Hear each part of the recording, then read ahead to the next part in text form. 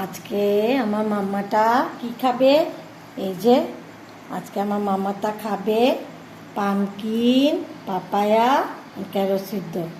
কেন খাবে জানো?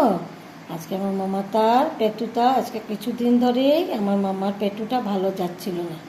তো কালকে ডক্টর আঙ্কেল এসছিল না, বলেছে ফাইবার কম হয়ে গেছে। আমরা তো শুধু বয়েল চিকেন খাই, তো তার জন্য ডক্টর আঙ্কেল বলেছে এখন শরীরে প্রোটিন বেশি হয়ে গেছে।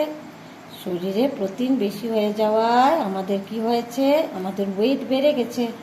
তো ডক্টর আঙ্কেল বলেছে বেশি করে ফাইবার খাওয়ানোর জন্য। ফাইবার খেয়ে তারপরে আর সাথে কি অনলি কার্ড রাইস। তো আজকের থেকে আমরা কি খাবো মাম্মা? আজকের থেকে আমরা বয়েল খাবো, পাপায়া খাবো, পামকিন খাবো আর ক্যারট। সঙ্গে আমরা কি খাবো? এই যে আজকে রাত্রের ডিনারে কি খাবে মাম্মা? কার্ড রাইস খাবে, সিম্পল কার্ড রাইস। আর কি এই যে বয়েল সবগুলো বয়েল ভেজিটেবলস খাবে। খেলে পেটটা কি হবে? আমাদের পেটটা থাকবে ঠান্ডা। ফাইবার ইনটেক হলে পরে বাওয়েল মুভমেন্টও ভালো থাকবে।